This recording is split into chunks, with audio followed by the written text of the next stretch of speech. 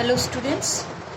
So beta our chapter is almost covered, that is matter in our surroundings. Okay, so today just the last two topics I'll discuss with you, and then I'll discuss the questions with you, okay, which I gave you as assignment. Fine. So in earlier videos I told you that states of matter, basically we have done that on the physical state of matter, it is classified as solid, liquid and gas.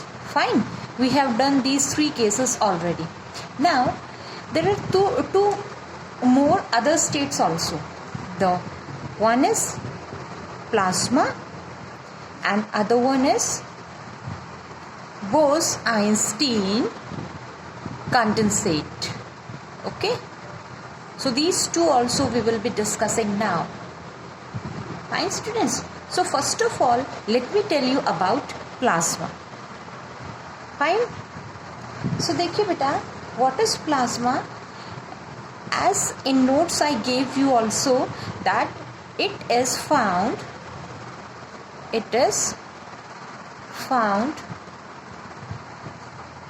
in some glowing substances. Glowing means जो चमकते हुए हैं, in glowing substances. Okay, like sun, stars and जो fluorescent tubes होती हैं उनमें, and the fluorescent tubes. Okay, in these we find plasma state, and very important part that it consists of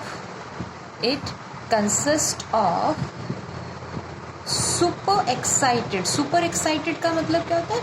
जिनमें बहुत ज़्यादा एनर्जी हो. सुपर एक्साइटेड मतलब जिनमें जो हाईली एनर्जाइज्ड पार्टिकल्स हैं. ठीक है, सुपर एक्साइटेड आयोनाइज्ड. आयंस मैंने बता दिया था. आयंस क्या होते हैं बेटा? जैसे पॉजिटिव अपने जो एटम्स वगैरह होते हैं, आगे अपन पढ़ेंगे, तो एक कैटायंस और एनायंस बनाते हैं अपने. ठीक है, तो they consist of super excited ionised particles of gases. ठीक है, like in sun we have helium gas के particles होते हैं. Okay, and in neon lights, जो लाइट्स यूज होती है नियॉन वाले, उसमें नियॉन गैस होता है. सुपर एक्साइटेड पार्टिकल्स इनके प्रेजेंट होते हैं. ठीक है बेटा, तो ये था आपका प्लाज्मा के बारे में.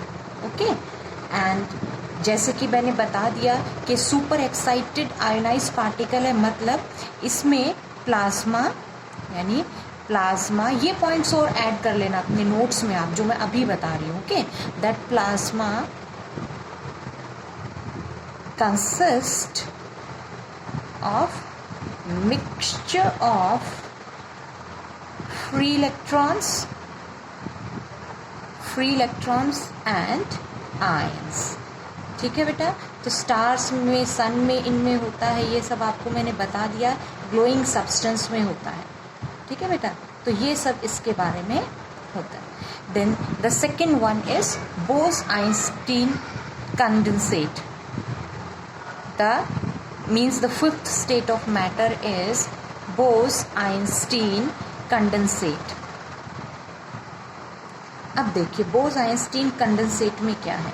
देखिए इसमें बोस एक इंडियन साइंटिस्ट था. Okay, his name was Satyendra Nath Bose. Okay, and Einstein the same, Albert Einstein. सबने नाम सुना हुआ है ना इनका, तो Albert Einstein. Okay, so these two scientists are involved in it.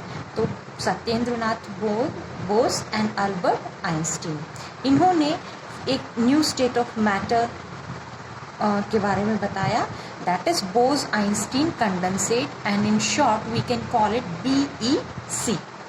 Fine. देखिए बेटा, अब इसमें ऐसा क्या था, इसमें खास क्या था आपका इस Bose-Einstein condensate में, कि it was it was achieved by, या फिर इसमें क्या होता है, किस तरीके से बनाई जाती है, it is made by, it is made by cooling a gas of extremely low density. ठीक है, बहुत ही कम डेंसिटी की गैस को कूल करने पे बनाया जाता है to a super low temperature, बहुत कम टेम्परेचर पे कंडेंस कर दिया जाता है उसको. ठीक है, कंडेंस करने का मतलब समझते हैं ना, कि बहुत उसका टेम्परेचर बहुत रिड्यूस कर दिया जाता है. समझ में आ गया? जो कि किसके इक्वल होता है, विच, यानी उसकी कितना कम कर दिया जाता है उसकी density, about 100,000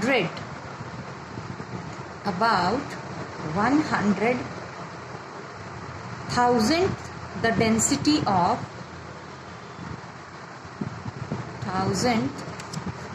density of normal air.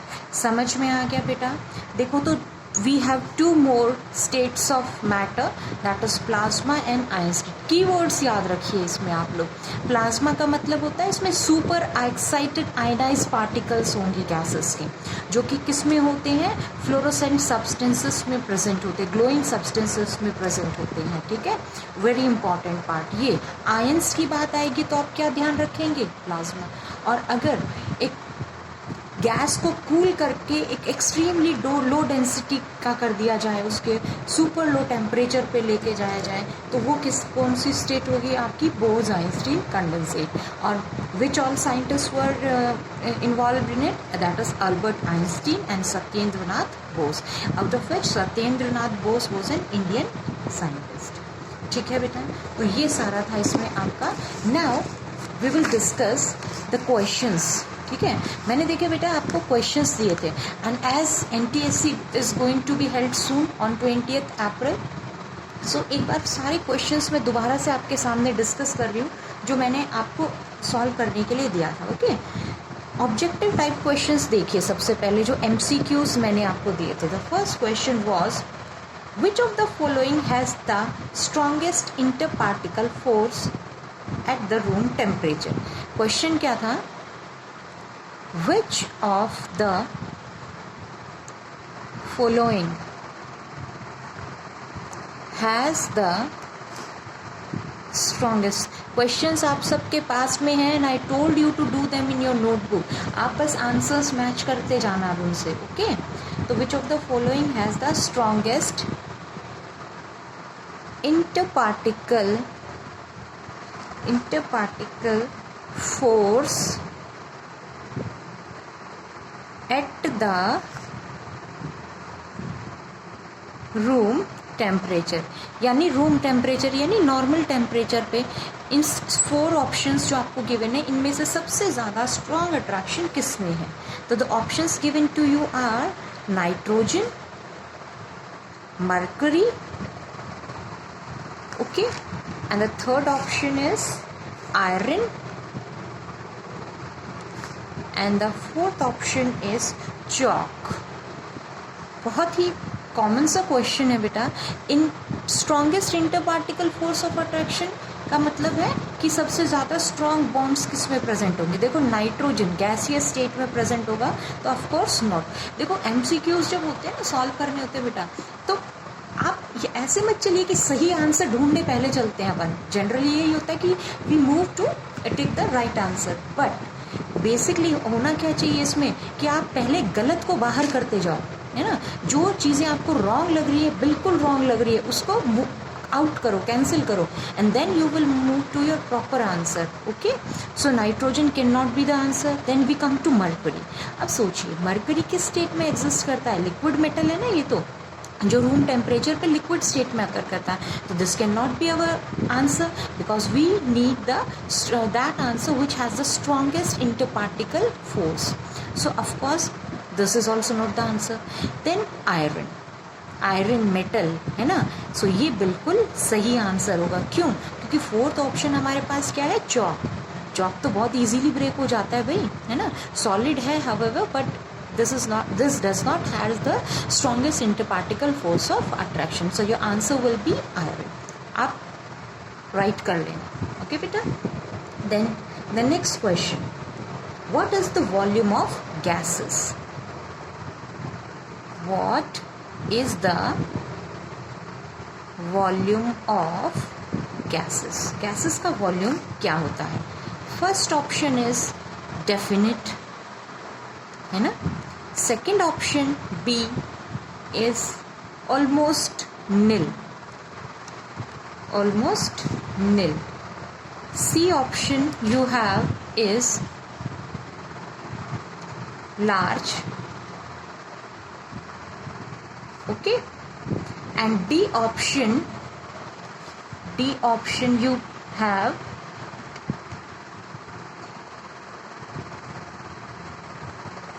what is the D option? The D option is it takes the volume of container, it takes the volume of container, ठीक है। अब चलिए ऑब्जर्व करेंगे हम इनको बहुत अच्छे से, क्योंकि ऑप्शंस जो चारों हैं, मैंने आपसे कहा था कि ऑप्शंस के अकॉर्डिंग आप आंसर्स चेकआउट करेंगे यहाँ, ओके। गैसेस का वॉल्यूम पूछा है। अब देखो प्रॉपर्टीज़ याद करिए एक बार वॉल्यूम के बेसिस पे। सॉलिड्स का वॉल्यूम फिक्स था, है ना, लिक्विड्स का वॉल्यूम भी फिक्स था। हम लोग कहते थे कि गैसेस का वॉल्यूम फिक्स नहीं है ना।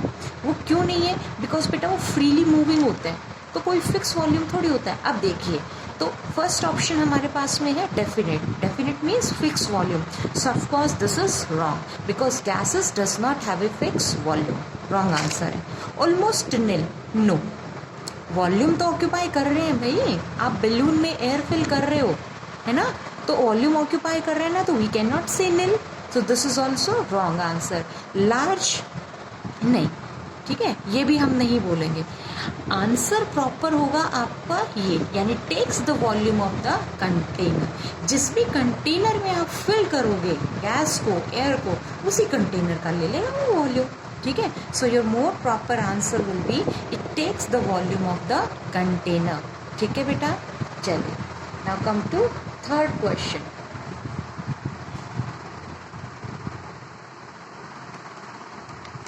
Third question was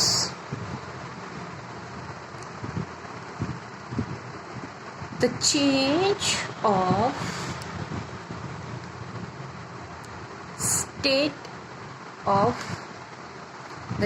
state from solid to liquid.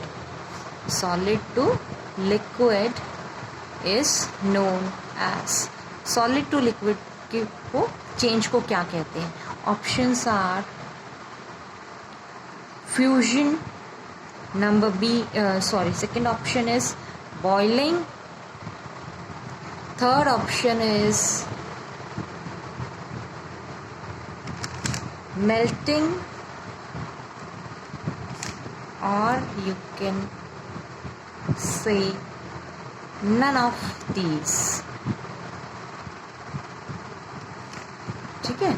So solid से लिक्विड में चेंज होना स्टेट का, what it is known as. ठीक है बेटा, हम क्या कहेंगे इसको? तो सॉलिड से जब लिक्विड में चेंज होता है तो स्टेट चेंज को हम क्या बोल सकते हैं बेटा? फ्यूजन. समझ में आ गया? Latent heat of fusion and latent heat of vaporisation भी आपने पढ़ा था ना, सॉलिड से लिक्विड. देखो कुछ बच्चे सोचिए मेल्टिंग भी है, मेल्टिंग भी ठीक है, लेकिन मोर प्रॉपर आंसर इसका क्या हो जाएगा? फ्यूजन. ठीक है, सॉलिड टू लिक्विड. ठीक है, प्रोसेस मेल्टिंग कहलाता है, वैसे इसको फ्यूजन ही हम लोग बोलेंगे. ठीक है बेटा. Fourth, dry ice.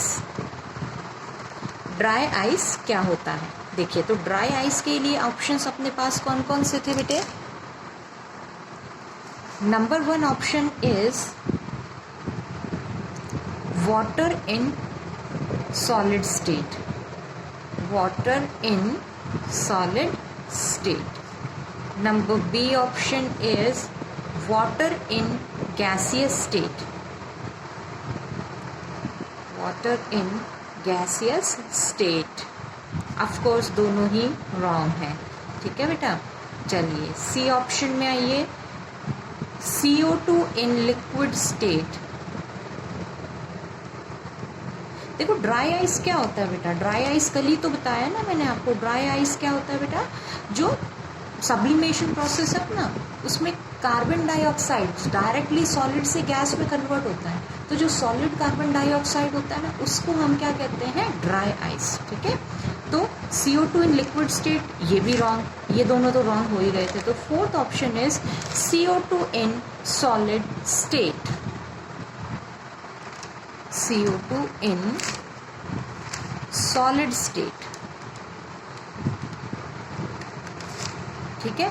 तो your answer will B CO2 in solid state, D, ठीक है बेटा। आगे बात सबको समझ में। चलिए अब आइए नेक्स्ट क्वेश्चन पे, दैट इज फिफ्थ क्वेश्चन, ठीक है।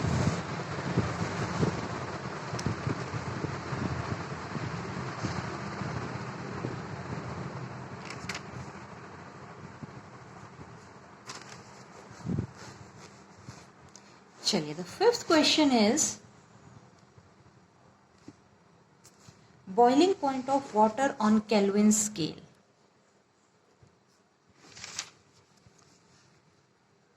Boiling point of water on Kelvin scale. Kelvin scale पे boiling point कितना है बता रखा है, ये भी आपको है ना बेटा। चलिए ऑप्शंस देख लीजिए पहले आप लोग। 5, 7, अच्छा डिग्री स्केल पे बताइए पहले तो आप बॉइलिंग पॉइंट वाटर का। डिग्री स्केल पे क्या होता है, डिग्री सेल्सियस स्केल पे, डिग्री सेल्सियस पे the boiling point is 100 degree, okay. अब 273 केल्विन, सी ऑप्शन अपने पास में 373 केल्विन, एंड डी ऑप्शन अपने पास में है बेटा इसका 100 केल्विन, ठीक है। तो अभी अभी मैंने पूछा आपसे कि डिग्री सेल्सियस स्केल में अपना बॉइलिंग पॉइंट वाटर का कितना होता है, 100 डिग्री। अब उस 100 डिग्री को केल्विन में कन्वर्ट कर लो। अच्छा चलो, केल्विन में कन्वर्ट करने के लिए फॉर्मूला क्या है अपना, डिग्री टेम्परेचर प्लस 273। तो डिग्री टेम्परेचर कितना है वाटर का, बॉइलिंग पॉइंट 100 प्लस 273, तो your answer will B 373 kelvin. समझ गए, ठीक है बेटा। तो इस तरीके से आप इनको सॉल्व कर लेंगे, okay. Now coming to next question. चलिए, so the next question is, that is sixth question. The process of change of a liquid, change of a liquid into vapor at any temperature, इसको क्या कहेंगे, इसको, ठीक है। ध्यान रखना conversion पूछा है लिक्विड से वेपर यानी लिक्विड से गैस, है ना।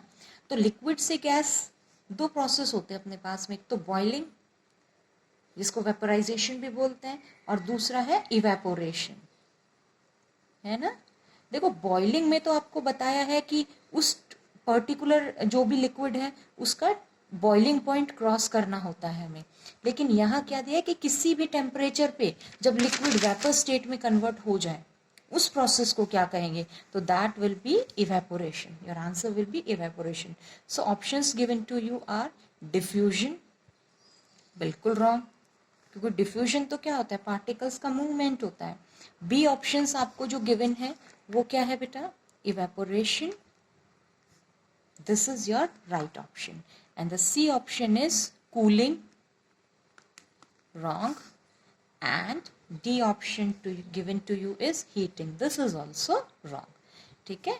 तो इवेपोरेशन आपका इसमें राइट आंसर है। Now the seventh question, which factors affect evaporation? Which factors, sorry spelling, which factors affect evaporation? ठीक है, तो इसमें अपने पास क्या क्या आंसर आ जाएगा, सॉरी ऑप्शन क्या क्या है पहले वो तो वो देखिए। टेम्परेचर बिल्कुल इफेक्ट करता है, कल ही तो पढ़ा है ना कि ज़्यादा टेम्परेचर होगा तो रेट ऑफ इवेपोरेशन ज़्यादा होगा। नेक्स्ट फैक्टर है सरफेस एरिया, ये भी बिल्कुल दोनों, ये दोनों करते हैं, है ना। सी ऑप्शन है बोथ ए एंड बी, ठीक है। एंड डी ऑप्शन है नन ऑफ दीज, ठीक है। तो क्या कहते हैं आप, आंसर क्या होगा, ये वाला ए एंड बी, क्योंकि टेम्परेचर भी इफेक्ट करता है, सरफेस एरिया भी इफेक्ट करता है। ओके बेटा, चलिए 8th क्वेश्चन देखिए, क्वेश्चन सुनिए आप। ऑन इंक्रीजिंग द टेम्परेचर,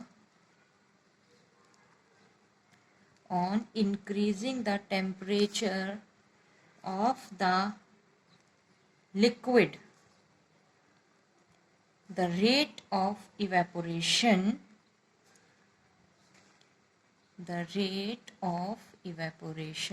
देखो वही बात आ गई टेम्परेचर वाला, है ना। देखो टेम्परेचर इफेक्ट करता है ना, तो अब इसमें पूछा है अगर हम उस लिक्विड का टेम्परेचर इंक्रीज कर दें, ठीक है, तो रेट ऑफ इवेपोरेशन पे क्या फर्क पड़ेगा वो बताना है। तो rate of evaporation number 1 option दिया है आपको इंक्रीज, नंबर बी ऑप्शन है डिक्रीज, सी ऑप्शन है no change, and D option है नन ऑफ दीज। चलिए बताइए अब आप, भाई टेम्परेचर अगर बढ़ गया है तो इजी हो जाएगा, है ना, इवेपोरेशन होना, तो ये आंसर विल बी इंक्रीज, ठीक है बेटा। फ्लूइड्स में कौन कौन आते हैं, नेक्स्ट क्वेश्चन है फ्लूइड्स। फ्लूइड्स अब इसको डिटेल में ज़्यादा डिस्कस नहीं करेंगे, बस इसमें यही पूछा है कि फ्लूइड्स होते क्या है। तो फ्लूइड में ऑप्शन देखो क्या क्या दे रखी थी इसमें, liquid and gas, solid and gas, liquid and solid, या फिर ओनली सॉलिड। देखो फ्लूइड्स क्या होते हैं बेटा, फ्लूइड्स वो होते हैं विच कैन फ्लो, जो फ्लो कर सके, है ना। तो फ्लो कौन कौन कर सकता है, एक तो लिक्विड एंड गैस, तो और right option will be the one which has liquid and gas in it. Okay, चलिए now 10th question is which substance undergo sublimation process, very important. और जो भी मैंने आपको बताया ना सब्सटेंसेस जो सब्लिमेशन कर सकते हैं, उनको आप अच्छे से प्लीज याद करिएगा, because questions from that may come, बिल्कुल आ सकते हैं उसमें से। तो विच सब्सटेंसेस अंडरगो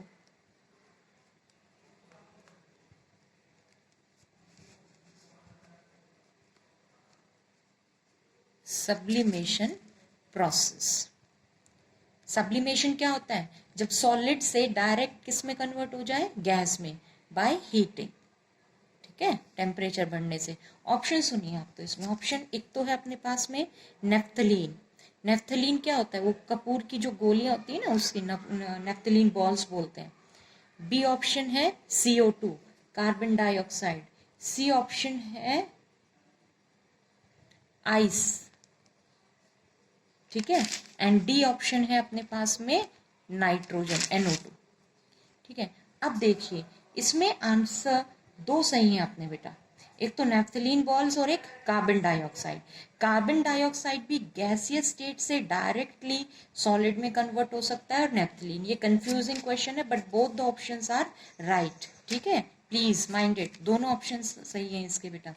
तो नेफ्थलीन और CO2 दोनों ही सब्लिमेशन कर सकते हैं। चलिए उसके बाद देखिए नेक्स्ट है आपका 11th क्वेश्चन, कंडेंसेशन प्रोसेस पूछा है। अब भाई ये तो सिंपल क्वेश्चन है, कंडेंसेशन प्रोसेस क्या होता है। तो कंडेंसेशन प्रोसेस होता क्या है बेटा, इसमें गैस से किस में कन्वर्ट होता है, सब्सटेंस लिक्विड में बाय कूलिंग, इतना तो सब कर ही दोगे, है ना। तो it is change of state from gas to liquid, ये आपका सही, ए ऑप्शन इसका सही है, ठीक है। बाकी ऑप्शन सुन लीजिए, बी ऑप्शन इसका था लिक्विड टू गैस, नहीं, लिक्विड टू गैस को क्या कहते हैं, इवेपोरेशन, सॉरी उसको बॉइलिंग या वेपोराइजेशन कहते हैं। गैस टू सॉलिड उसको सब्लिमेशन कहते हैं, सॉलिड टू लिक्विड उसको मेल्टिंग या फिर फ्यूजन बोलते हैं, ठीक है। तो कंडेंसेशन कौन सा होगा, गैस टू लिक्विड वाला, ये 11th क्वेश्चन था। Then 12th question is the temperature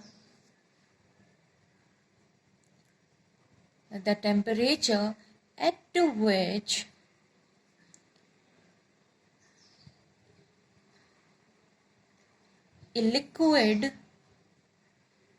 a liquid starts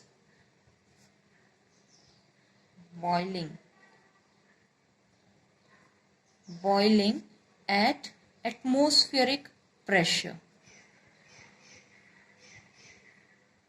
भाई ये तो डेफिनेशन दी थी मैंने आपको कि the temperature at which a liquid start boiling at atmospheric pressure, उसको क्या कहते हैं भाई? बॉइल करना स्टार्ट कर रहा है तो ऑफकोर्स बी ऑप्शन इसका राइट है, boiling point.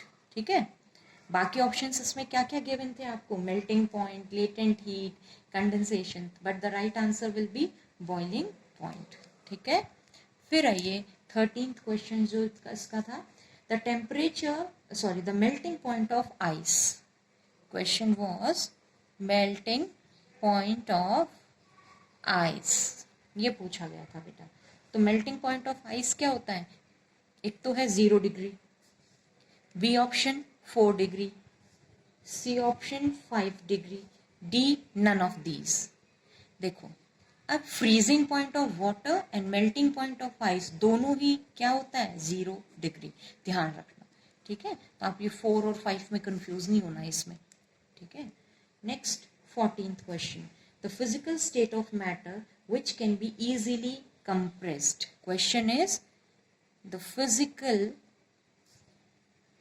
State of matter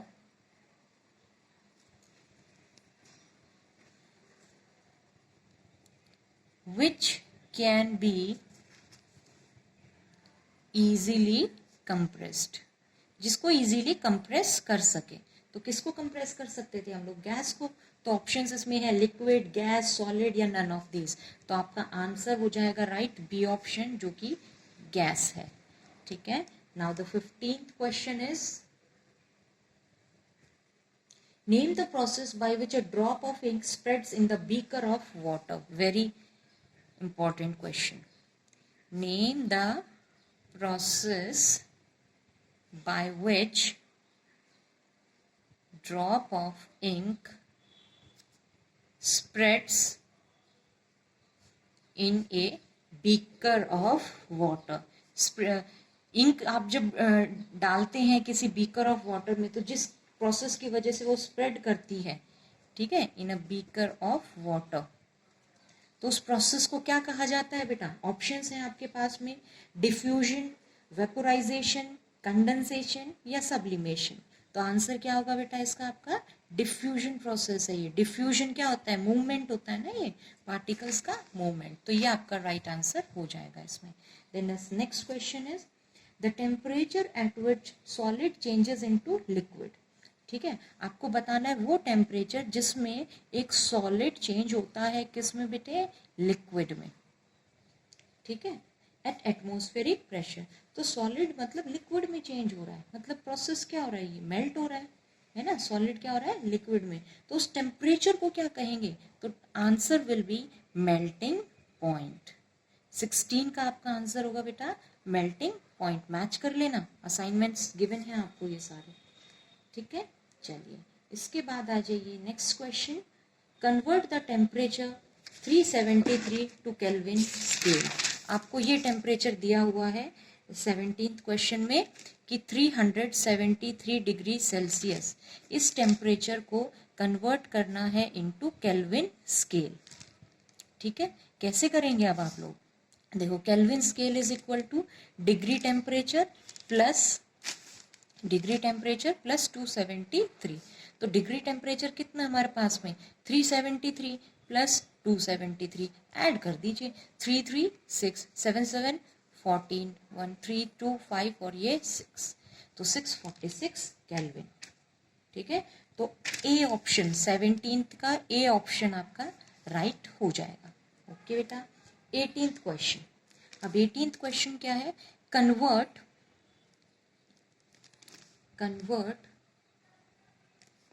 270 Kelvin to the Celsius scale. Very important, to Celsius scale. अब केल्विन दे रखा है और उसको सेल्सियस में कन्वर्ट करना है। फॉर्मूला तो यही है अपना, है ना, कि kelvin is equal two degree Celsius plus 273। अगर डिग्री दिया होता तो केल्विन में कन्वर्ट कर देते थे आप इजीली। अब आपको केल्विन दे रखा और डिग्री में करना है, तो इसको इसी फॉर्मूला को रीअरेंज कर लेंगे हम लोग। कैसे कि degree temperature will be equal to Kelvin temperature minus 273। ठीक है, तो केल्विन टेम्परेचर अपने पास में कितना है बेटा, 270 केल्विन माइनस 273, आंसर कितना आएगा, -3 डिग्री सेल्सियस। फाइन, ऐसे कर लेंगे ना आप लोग। तो इसका ए ऑप्शन है ये, -3 डिग्री सेल्सियस। हो गया। चलिए now 19th question. 19th question में आपको दिया हुआ था प्लाज्मा इज द, अब देखो प्लाज्मा कौन सी स्टेट है, प्लाज्मा कौन सी स्टेट है बेटा, फोर्थ स्टेट ऑफ मैटर है। देखो 3 तो अपने पास में कौन सी है, solid, liquid and gas. Fourth आई थी प्लाज्मा एंड फिफ्थ आई थी बोस आइंस्टीन कंडेंसेट। तो ये फोर्थ स्टेट ऑफ मैटर है हमारे पास में, फोर्थ स्टेट ऑफ मैटर। ठीक है, चलिए उसके बाद the last question was the process of a change of solid directly into vapour, यानी सॉलिड का चेंज डायरेक्टली किसमें, वेपर में। इस प्रोसेस को क्या कहते हैं। सो वेरी इजी क्वेश्चन, क्या कहेंगे बेटे इसको हम, सब्लिमेशन। फाइन, तो ये है इसमें आपका। सो इसको इतना कीजिए आप लोग, बाकी next time. Okay, thank you बेटा।